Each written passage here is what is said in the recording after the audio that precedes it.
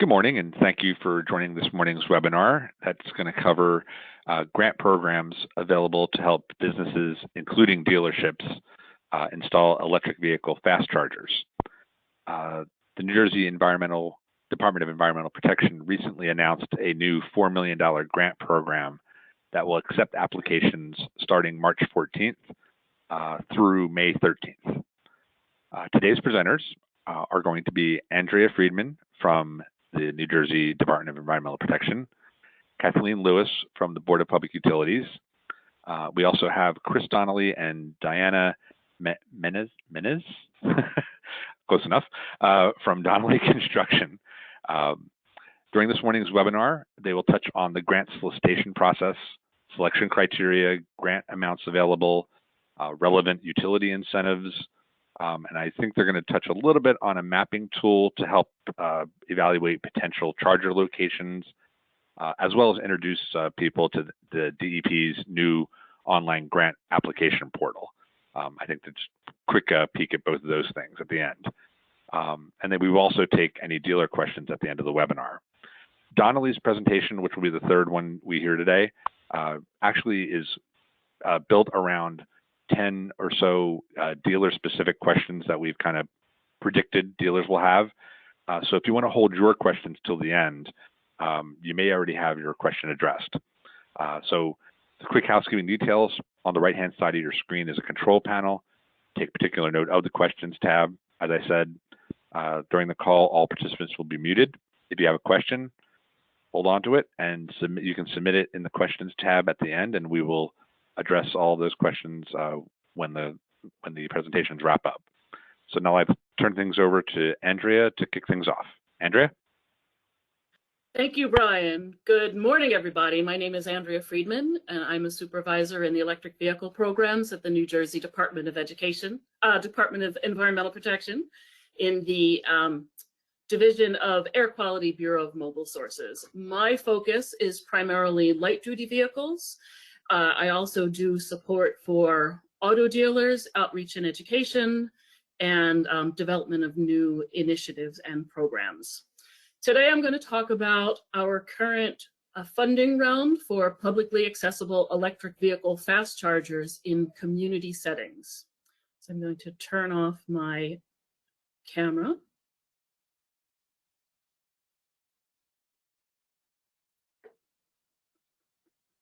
Okay, good.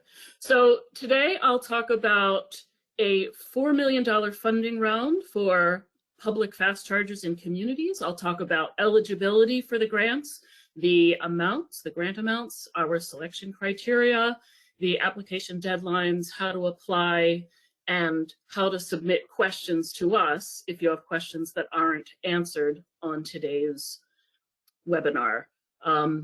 We did a similar webinar, not just for auto dealers, but for all applicants last week.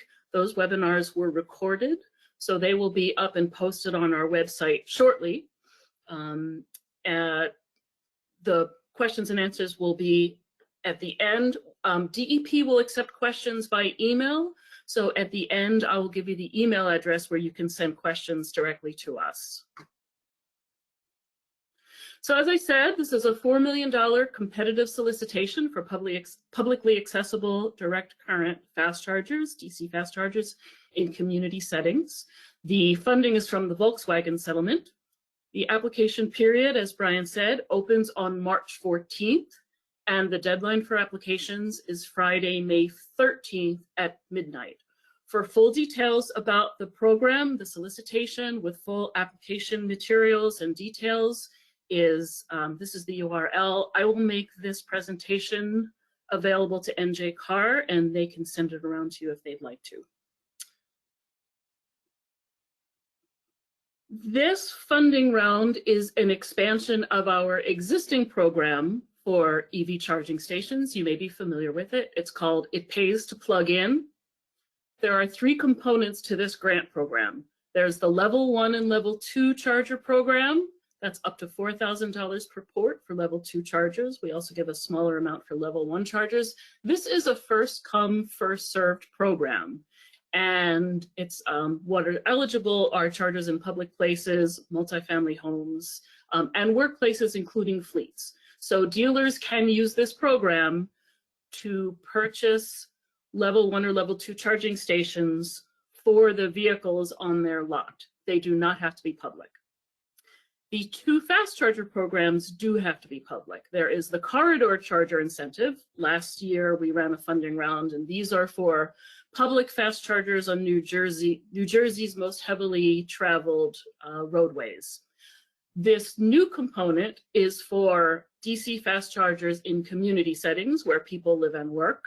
It's up to $2,000 per location for public DCFC where people live and work. So as I said, the level 1 and level 2 program is first come, first served. We are accepting applications now. And the 2 fast charger programs are competitive grant programs.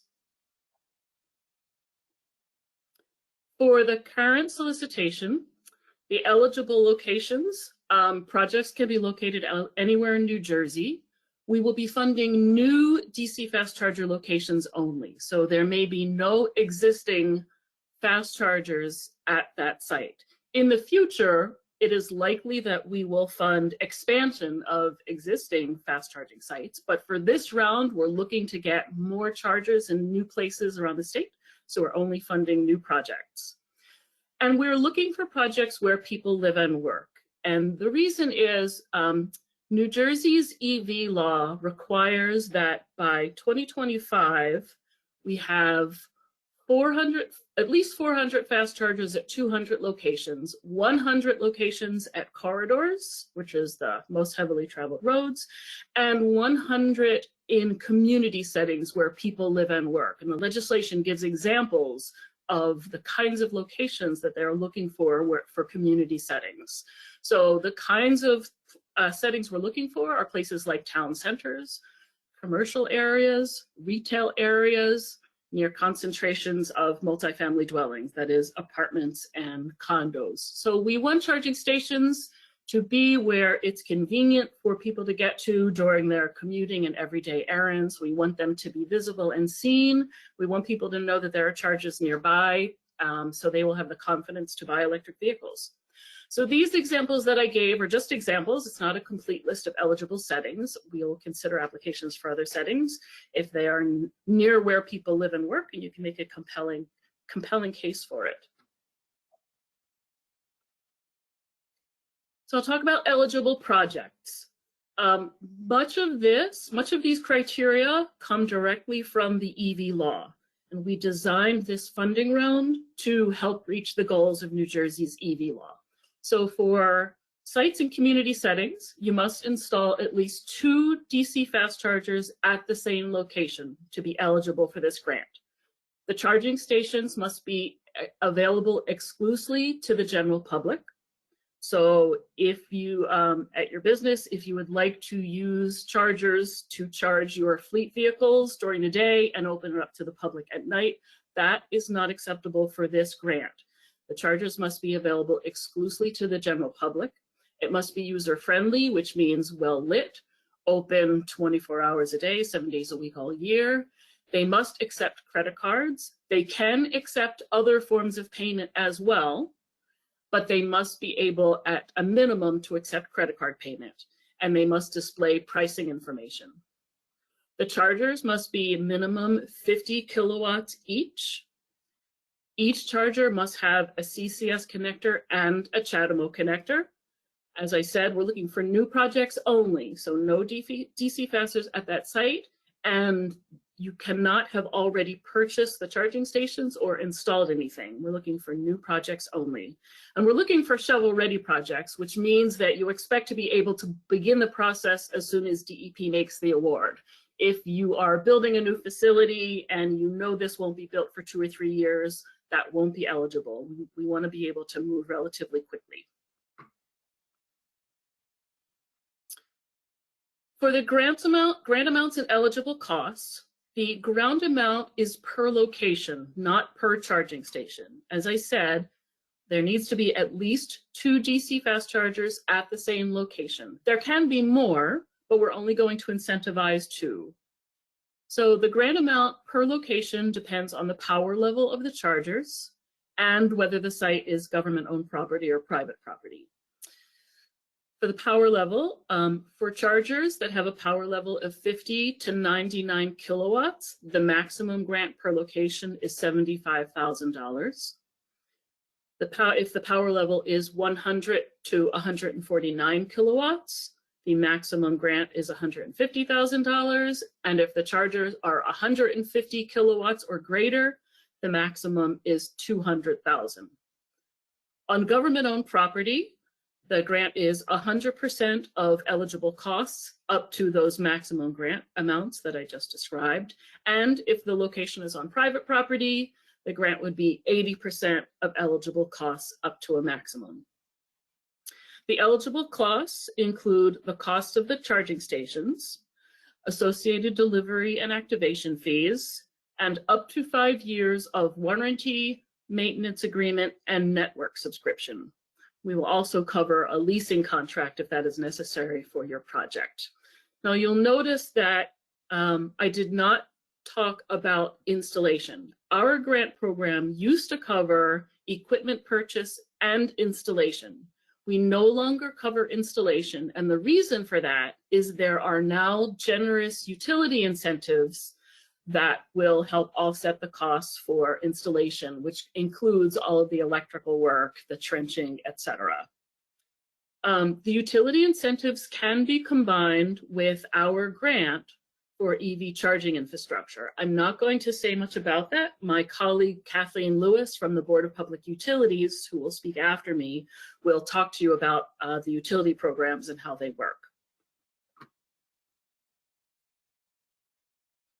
So I'll go over the selection criteria for proposals. This is what we're looking for and how we will evaluate all of the proposals that come in. Number one is the county tier. I'll talk about that in a moment. Number two is the suitability score. I'll talk about that in a moment. Number three is other features, such as locations near concentrations of apartments and condos, locations near tourist attractions and destinations. Think about the shore or Six Flags, things like that. Educational value and equipment considerations like on-site battery storage or solar power. Number four is amenities within walking distance, and that is a quarter-mile maximum, but the closer the better. We know that it will take people about 20 or 30 minutes to fully charge their battery if they'd like to fully charge rather than just hop off. We want people to have a good experience when they charge. We don't want them to just have to sit in their cars. So we're looking for sites that have amenities within walking distance, things like bathrooms, restaurant, coffee, food, retail, etc. Number five is distance from compliant DC fast chargers. I'll talk about that in a moment. And six is the power level. Higher power levels are better than lower power levels, but the lower power levels are still eligible. So this is in order of priority to us. So I'm going to talk about 1, 2, and 5. Explain what I mean by them. So this is what I mean by the county tier. We have grouped New Jersey's counties into 3 tiers based on how much DC fast charging is available now, how much public fast charging is now. What we did is we took those 100 required locations that's in the EV law. We allocated 2 locations for each county because we want all over New Jersey. And then we took the remaining and allocated them to the counties based on the population of the county. And then we looked at how far along that county was towards that goal that we assigned. So on the right side of that table, you see the percentage progress towards the goal. So on the bottom of that list are the tier 1 counties. They have no charging stations that meet the goals of the EV law, meaning they are publicly accessible, they're at least 2, they're at least 50 kilowatts, and they have dual charging ports. So what we will do is we will, when all of the applications are in, we will look at the applications from the tier 1 counties first, decide on awards, If there is money left over, and we expect that there will be, we will look at the applications from the Tier 2 counties, make awards, and then look at the applications for the Tier 3 counties. And I have a link to the county tiers. They're up on our website. So then I'll talk about distance from compliant chargers and the suitability score. By compliant chargers, we mean that they're chargers that are compliant with the EV law, either for a corridor installation or a community installation. We've developed an interactive mapping tool that will let you see where those chargers are located. So on the map of New Jersey that's up on your screen, the yellow stars, green stars, and red stars show existing and planned community and corridor DC fast chargers. So we are interested in locations that are farther from those chargers rather than closer. They can be close, but if it's right across the street, we're not going to invest public money that way. This mapping tool will also show you suitability scores. And what we've done is we've took an existing mapping application from the firm MJ Bradley, and we have evaluated each census tract in New Jersey for suitability for fast chargers based on the census tract population and commercial activity. So when you go to this map, if you're, for example, if you're interested in putting in fast chargers at your dealership or properties in your town, you can go to that, you can type in that address, go to that census tract and see the score. Now I want to let you know that the score is not the only thing that you're looking at. The highest score is 100, the lowest is 0. If a high scoring census tract does not have amenities within walking distance, it won't rank well to us. And in contrast, if a census tract has a score, in the 80s or the 70s, but there are great amenities nearby, it's where people live and work, it's visible, it's far from other chargers, we will rank that high, even though the score is not as high as in the hundreds or the 90s. So the suitability score is only one component of our evaluation. I have a link to the mapping tool, and in the recording of the webinars that we held last week, one of my colleagues did a walkthrough showing exactly how to use that mapping tool. So for process and timeline, this is how you apply and what will happen next. First, you should read the overview instructions. That is the full documentation that explains how the program works and what our requirements are, what we should expect from you and what you can expect from us. You'll apply via our new online grant portal, which is called SAGE. You'll get 3 quotes for the charging stations and submit them to us. Then DEP will evaluate all of the applications and announce awards. So if your project is selected for an award, a DEP grant manager will work with you to execute a grant agreement. We're going to try to get that done with you within a month or as soon as possible. And then you will be required to install the fast chargers within 12 months after we have executed the grant agreement. Do not purchase equipment before your grant has been executed. We will not be able to reimburse you if you've already purchased the equipment before we've executed the grant agreement. After the installation is complete, you will submit paid invoices and other required documentations to us, and then we will disperse the grant funds. Now, I want to say something about the 12-month installation requirement. We are aware that there are supply chain disruptions that may slow down your ability to purchase a charger quickly, and we're also aware that utilities can sometimes take longer than that if you need utility upgrades. So we're not going to be rigid about that 12 months. What we want to see is that you are reaching milestones and making a good faith effort to move the project along. We have canceled grants for grantees who are dragging their feet and not doing what they need to do and don't have any good reason for that, but we will be sensitive to supply chain disruptions and the utility process. For complete details, the mapping tool and application materials, you'll go to the homepage for the Community DC Fast Charger solicitation, and there's the link.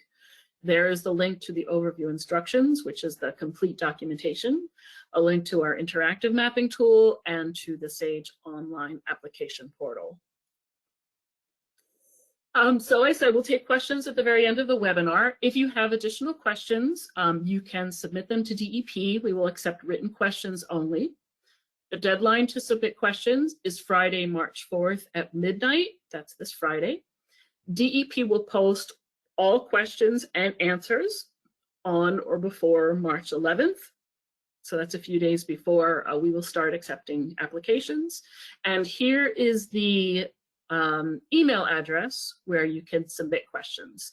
And please include the phrase community DCFC questions in the subject line of your email. And you can feel free to contact me at DEP. So thank you very much for your time, and we look forward to your projects.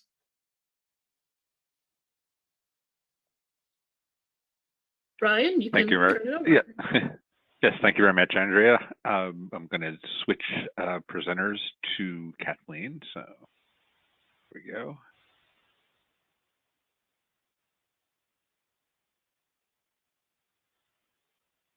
Great. I'm just pulling it up into slideshow mode. Yep. And hold on one second.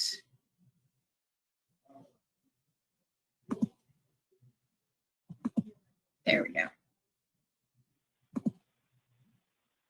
And now you should be able to see my screens. There we go. Great. Thanks, Andrea. As Andrea said, I'm going to talk a little bit about the BPU programs, mostly the utility program. And there we go.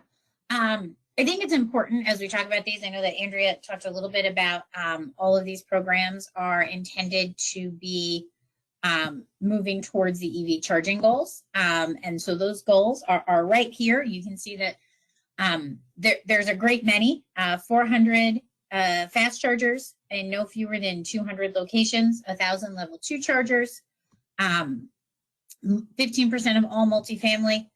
And we are trying to get to those goals by 2025. And so these programs are designed to help get there. But really, the crux of why I'm here today is to talk about public charging and the utility filings. And the utility filings were created to allow for the utilities to pay for the make-ready. They're utilizing ratepayer dollars, and it will help pay for the make-ready, which is all of the stuff that goes up to that charger. And we're going to talk a little bit about that more in a second. But they are incentives that are for public, workplace, and MUD programs. There are, each utility has a slightly different program, the basics of which are the same. Both PSE&G and ACE have programs that are up and running. JCP&L and RICO are still in discussions with staff, but those programs should be up and running later this year. As you can see, with the PSE&G and the ACE programs, that should be 1,300 charging fast chargers. If you recall, our goal is to get to 400 with 200 locations, so we are exceeding that. And with level 2, we will be over 5,000 locations, which again is significantly above the goals that are in the EV law. So we are hoping that as people know about these programs, they will be able to utilize them and help get us to our goals. But what is Make Ready? I will say I'm always happy to have our partners with DEP because I got to steal this great slide from them. And this is a really great description and illustration of what it is that will be paid for. Some utilities define them slightly differently. There's utility side and then there's the customer sided ones. So when you're talking to your utility, make sure you understand which is which. But essentially these programs will help to pay for the make ready elements. So the wiring that goes on up to the charger, the panel the meter, any transformers and grid upgrades that are necessary. There is allocations in each of the programs for grid capacity issues. And if you need to add extra transformers or any of those pieces, there is funding for that as well. And so this really is, for most people, the bulk of the cost of installing these chargers. And with the utility programs, you are working with the utility to create, to make that plan and then utilize their incentives. So it really makes it a much easier one-stop shop. These are screenshots from the 2 programs that are currently up. You can go on to each of their websites, but you can see sort of what those programs look like, how many incentives they have. There are also, for any of you who are looking, there are also residential charging incentives. But again, all of these utility incentives are only for the make-ready portion. You may stack the state and the utility programs on top of each other. However, the combination of federal, state, and utility funding may not exceed 90% of the total cost of the project. And if it does exceed 90%, the utility funding will be reduced. This should be relatively easy for anyone who's applying. You just have to report what it is, what funding you are getting to the utility, and then they are responsible for doing the math. But for most folks, there are costs, there are still costs associated with it that are not covered by either of those things, like planning and siting. And so that usually is not a big deterrent, but you should know that you can stack up to 90%. And I just wanted to talk very quickly. We have a couple of programs that may be of interest at some point. I would encourage you first and foremost to take advantage of the DEP program because it is the most generous and there are deadlines associated with it. But beyond that, the BPU does have a program just for MUD charging that you can find at njcleanenergy.com/EV. And that is just for MUD. And MUDs are dwellings that have more than 5 units and that are dedicated off-street parking. And then we have our Clean Fleet program, which is just for government and for public and fleet chargers. And then we have our EV tourism program, which is intended as a competitive program. It is we currently are closed, but we will be reopening, and that is for tourist locations. So again, I encourage you to focus on the DEP one right now because their grant is active and out there and very generous and can be paired with all of our utility programs. But if you're looking for something later on, know that you can go to njcleanenergy.com/EV to learn about our other programs and to learn about the utility programs. And there is my contact information. And I'm happy to answer any questions after the other presentations. Thank you, Kathleen. And just so everybody knows, a recording of this entire webinar and all the slide presentations will be up on the NJCAR website later today. So let me switch over to Chris and Diana. I'm going to make Diana the presenter. Here we go.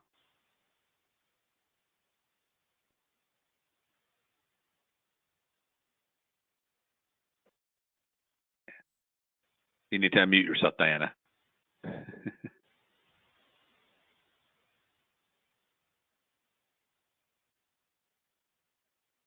Got to unmute myself. Sorry about that. No problem. And once we get your slides up, you and Chris can take over. Come on. While Diane is getting the slides, we are going to, basically their presentation is going to focus a lot on— All right, Chris, I don't know if you want to start it off and we'll kind of go from there. Well, no, I was just going to, while you're getting the slides up, I was just going to tell everybody that your presentation is going to focus on dealer-specific questions.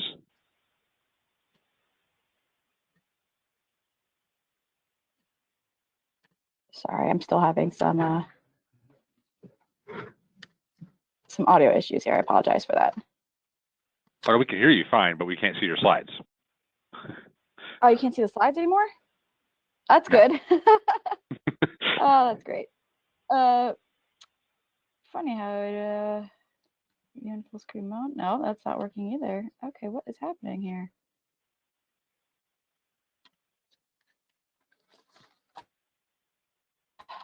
Come on now. Give me 1 second. I apologize for this, folks.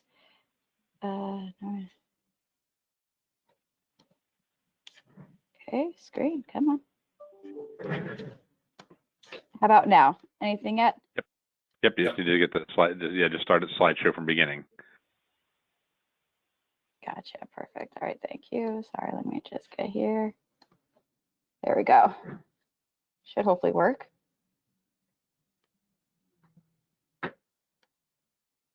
Can everyone see it? Yep, you can. Perfect, finally. Great, no problem. All right. Have at it. Have at it. Yeah. Thanks, guys. Can everyone hear me? We're good. Yeah.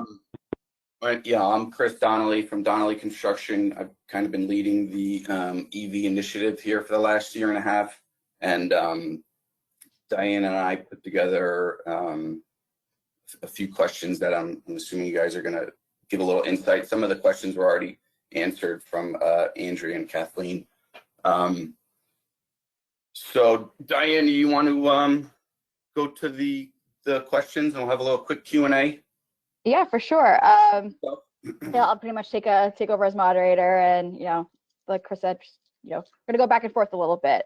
I think one of the first questions that is going to be really prevalent in dealerships' minds is, is the NJDEP community grant only for dealerships?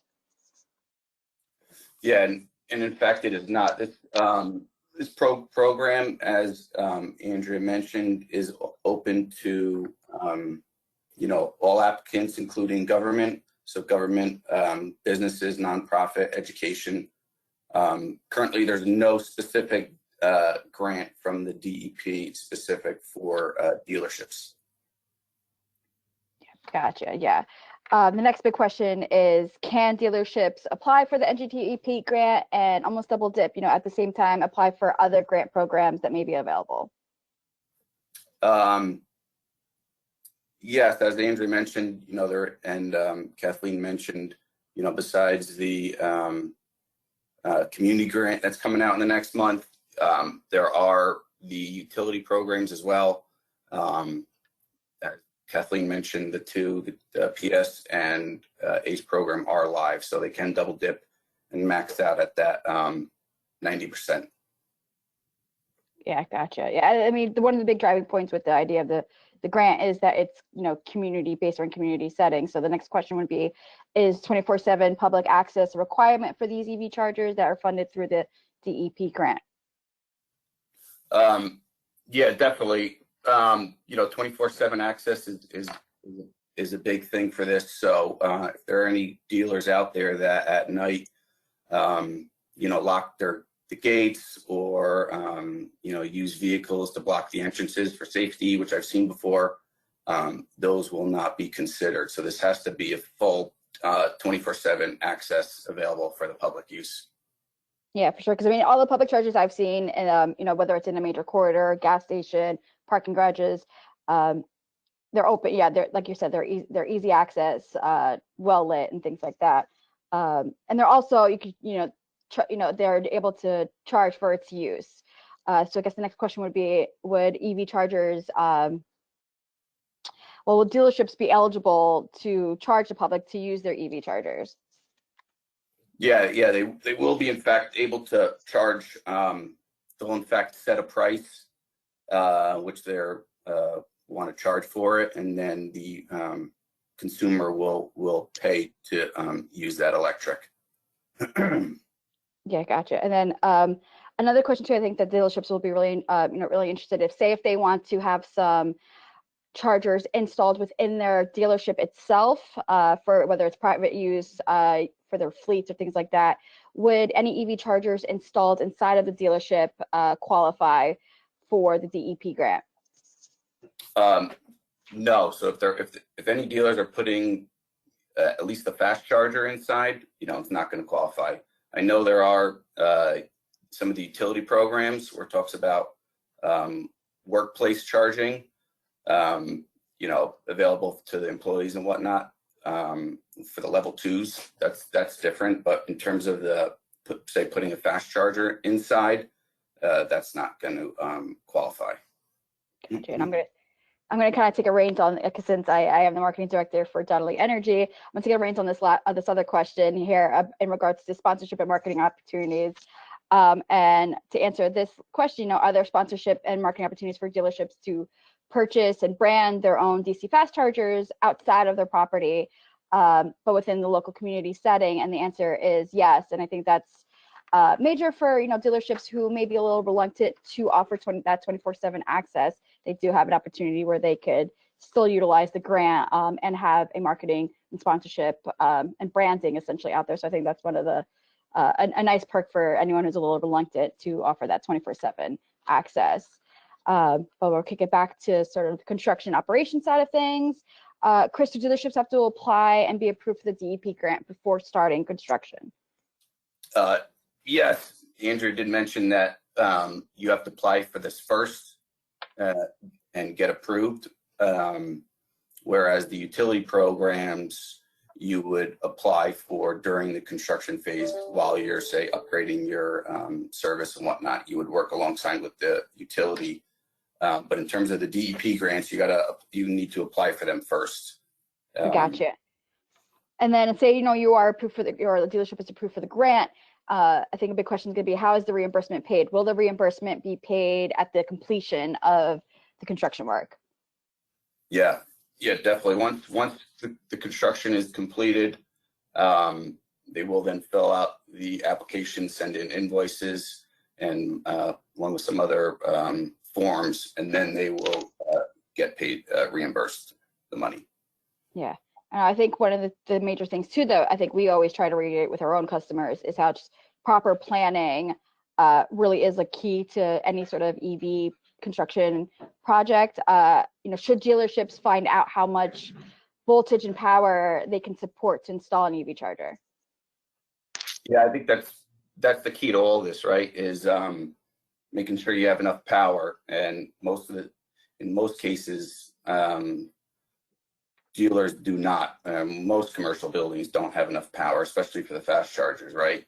Mm-hmm. And unfortunately, these days is what they were talking about before, is the lead time for some of this equipment can be potentially up to a year for some of these transformers needed. So from the initial engineering design to, say, getting a shovel in the ground doing construction could potentially take anywhere from over a year to even 18 months. So I say that the sooner the better. You guys got to get in there and check out your power, even if you're not thinking that you need to get this done maybe even next year. Now's the time to start planning, because the process can take a quite a long time, unfortunately. Yeah. And then kind of talking about construction and utilities. Kathleen, for the VPU, you mentioned some of the public electric utility programs are running for sort of that make ready or behind the meter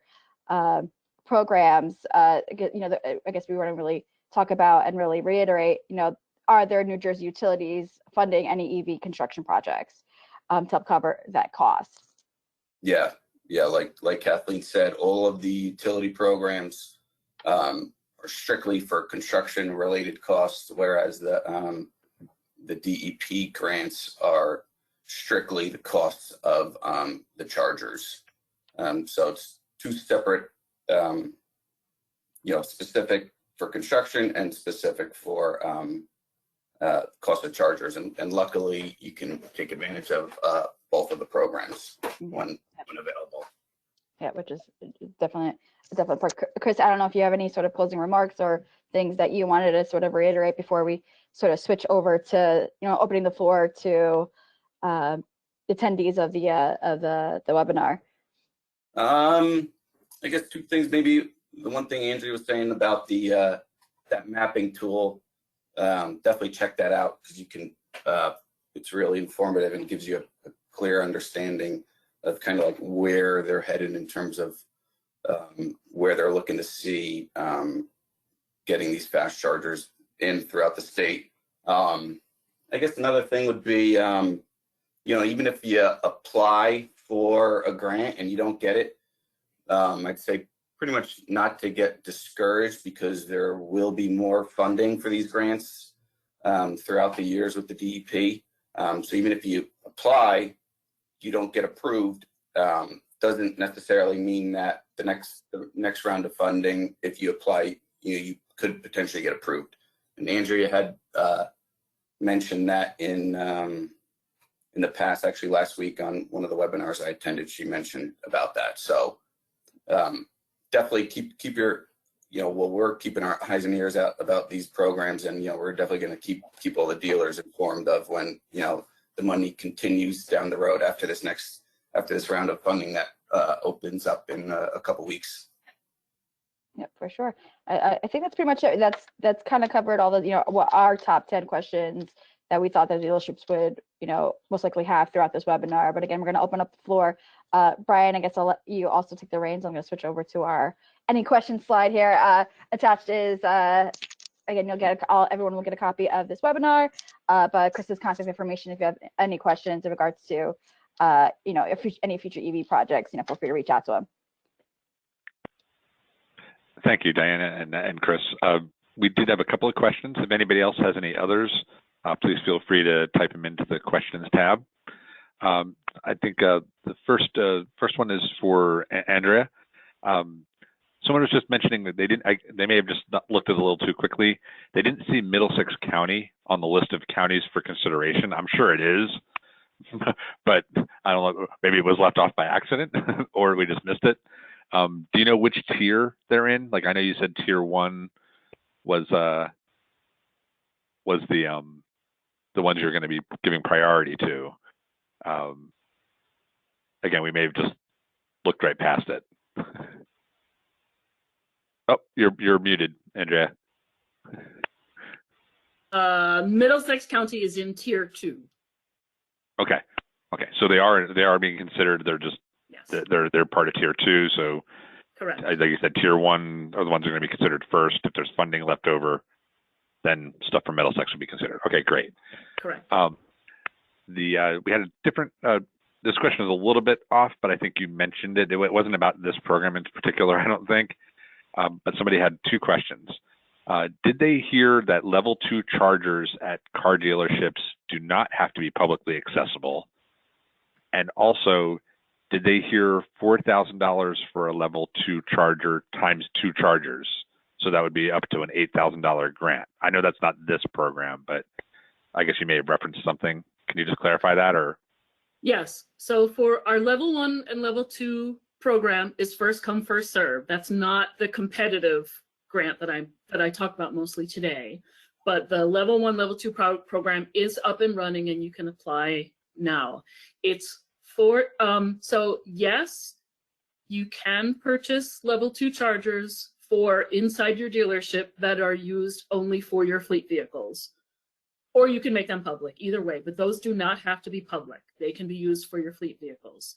It's up to $4,000 per port, and some chargers come as a single port charger. It has 1 plug. Some chargers come as a dual port charger, so it's 2 plugs on 1 pole, and so for a dual port charger, you can get up to $8,000.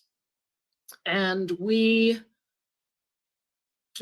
I don't think we have a maximum on that grant. So if you wanted to get, 10 chargers or 15 chargers, that would be fine with us. We have a minimum. I think we have a minimum of 2 or 4, but we don't have a maximum. Okay.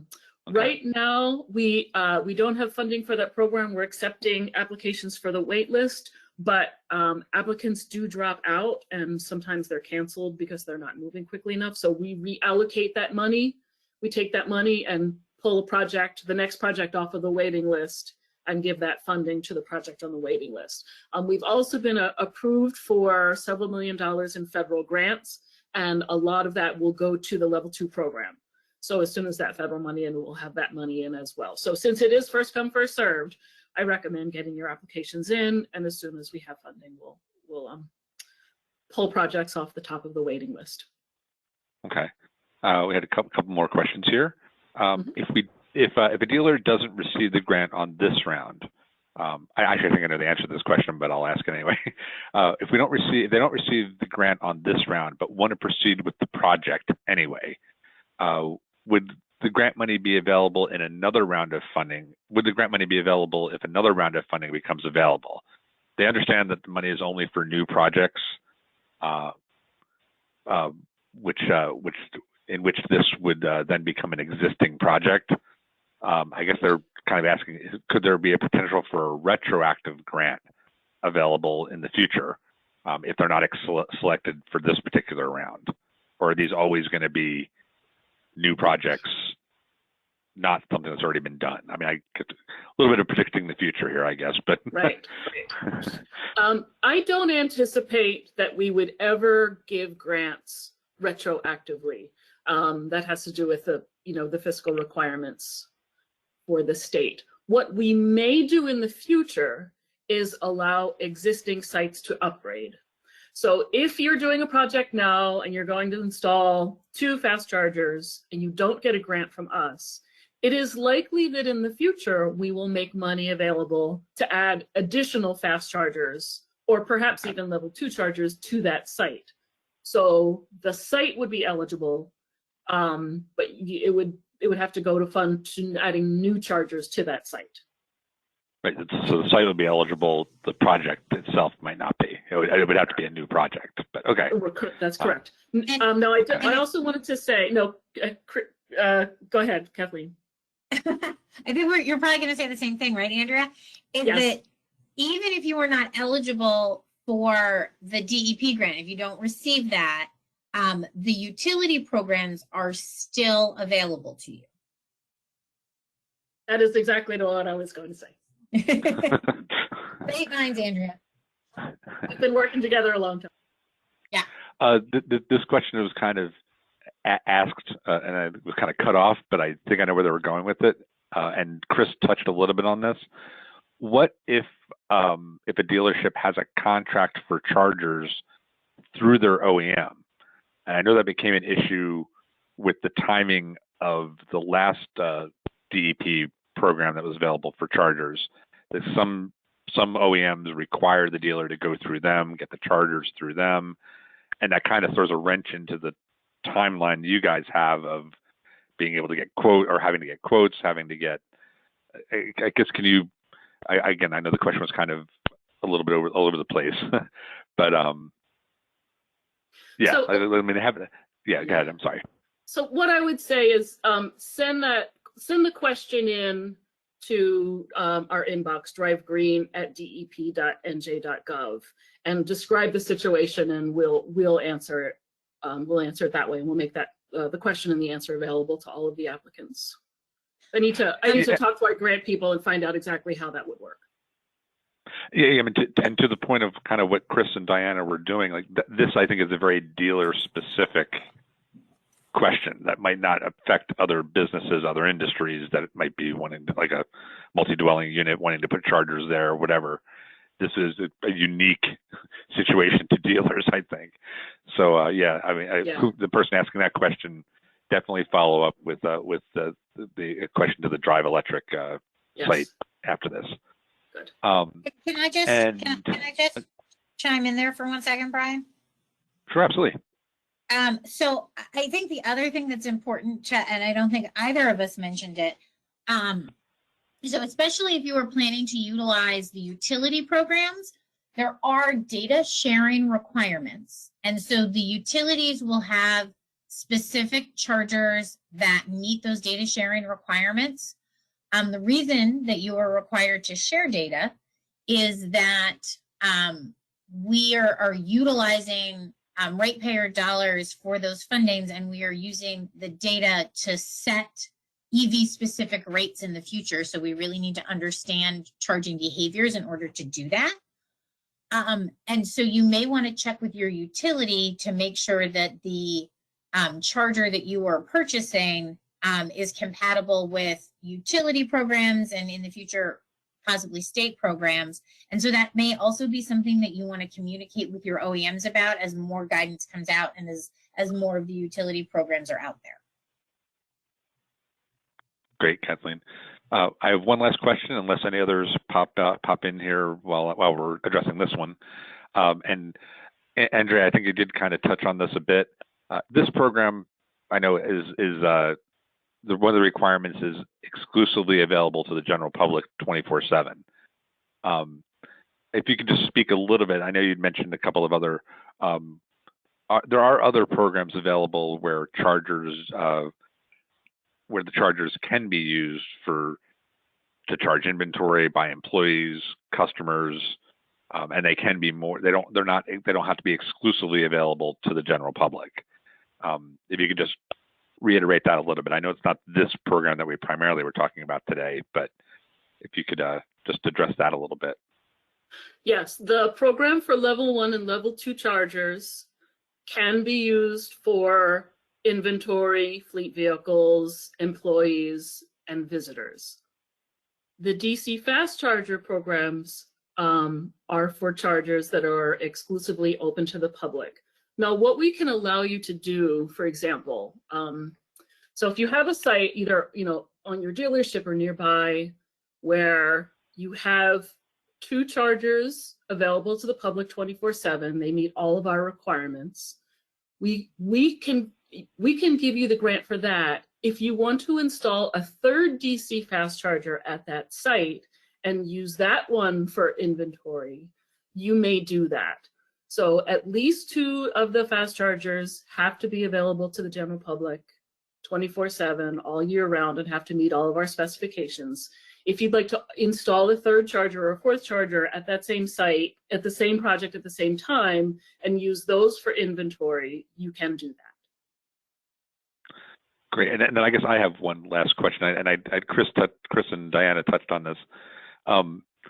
If a dealership either didn't have the ability to offer access 24/7 to the public, but on their dealership lot, but wanted to work with their town to put it at town hall or somewhere else that might be accessible 24/7, and we had talked about there are opportunities where the dealership could brand that charger, where Yes. ABC Chevrolet, this charger presented by whatever, so they could brand it within their town. Yes. If you could just, Yes, yes. absolutely. And that's a nice setup. Well, 2 things. Yes, you can brand them. And if you Google PSENG EV chargers or 7-Eleven EV chargers, you can see some examples of branded fast chargers. So you are absolutely allowed to do that. Some fast charging equipment has digital displays for advertising. That's an option as well, and that is allowed under this.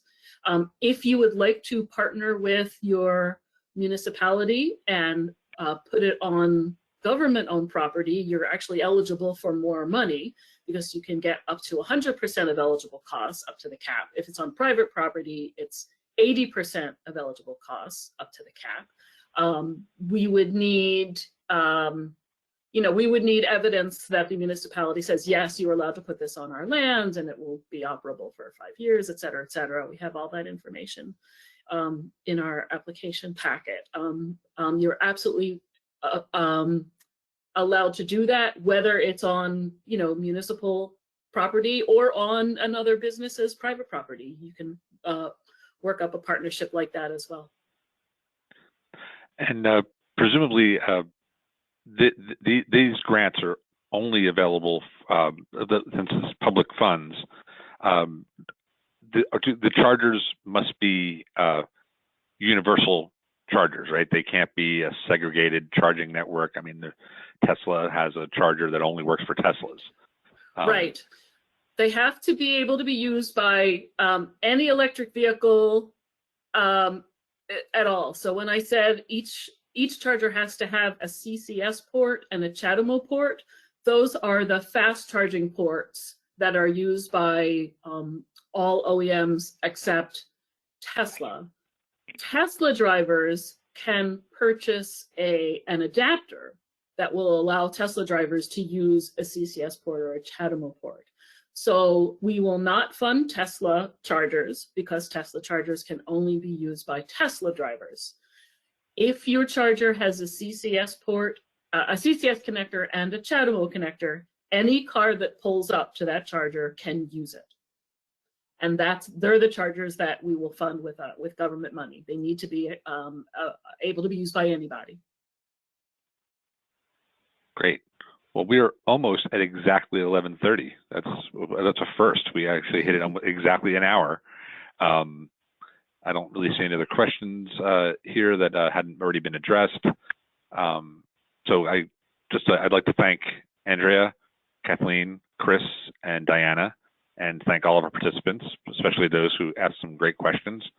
As I said earlier, a recording of today's webinar, as well as the slides, will be posted on the NJCAR website later today, in case anyone missed some of this presentation or there are others at your dealership you feel need the information that was provided. As all three of them said, there's contact information, all these slide presentations that you'll be able to contact anybody if you have any questions after the fact as well. So thank you again, and that concludes today's webinar. Thank you and stay safe. Thank you for having me. Yep. Thanks, guys. Thank you.